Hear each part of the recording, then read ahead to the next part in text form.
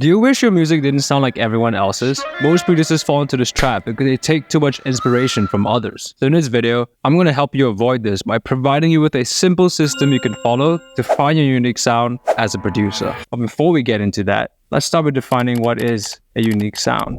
I want you to think of your favorite artists. You would have thought of your favorite songs from them as well. Now, take a step back and see if you notice a pattern forming within their discography. Let's use McGee as an example. When I think of his music, I instinctively think of saturated drums,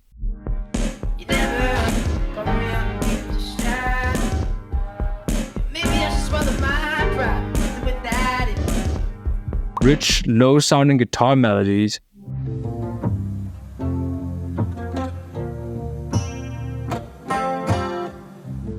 and distorted reverb swells.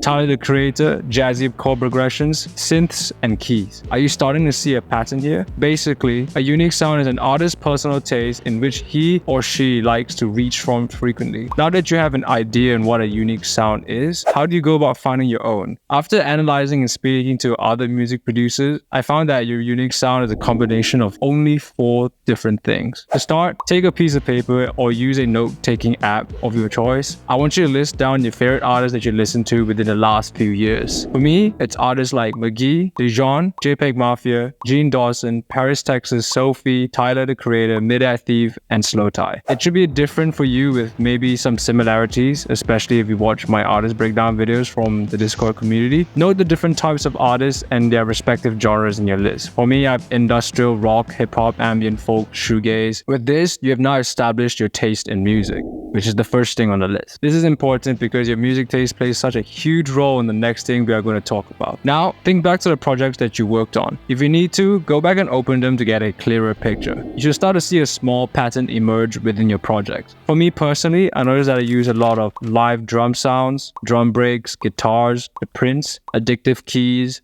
analog lat-fi for synth. Do the same for yourself. List down the recurring sounds that you personally use onto the piece of paper. If you didn't notice, your taste in music actually influences your sonic palette. This influences you to reach for the sounds in your list. With that, we've now established our second factor, which are your go-to sounds. By the way, bonus tip, put these sounds into a folder for easier access in the future. With your project still open, go through the effect racks in your track elements. Another pattern should emerge as before. This time, you should start to notice the effects that you like to use. For me, plugins like Thermal, Decapitator, Redux, Chorus, Supermassive, and Hybrid Reverb are very common in my project. You might even start to notice common effect changes that you use. I like this distorted big crush effect in my music.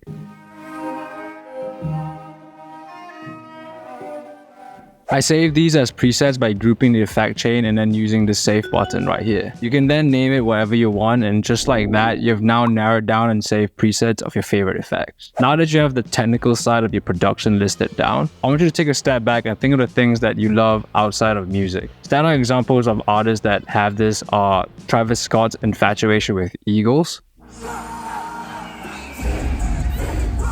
and Charli XCX's love for cars. For me, my list would include anime, Counter-Strike, and nature. And interestingly enough, I have used sounds from these things in my production as well. So I want you to do the same and make the last list of all the things that influences you outside of music. It could be anything, films, games, sports, literally just whatever you like in your life, put it down on that list. With that, you now possess the blueprint to your signature sound. This can serve as a guiding tool for you to expand from. I highly recommend that you continue experimenting and developing your sound further and taking inspiration from anything, anywhere, and anyone. Analyze your favorite music. It's partly why I make my artist breakdown videos, which, by the way, more to come. I learned so much when I do that to teach you in those videos, which you can suggest more artists in the comment section below. The thing is, you've now learned the blueprint to achieving a unique sound. But the bad news is, without the proper fundamentals, no matter how unique your sound is, no listeners will listen to your full song. And if you don't avoid them, everything I mentioned in this video will not work. So watch this video next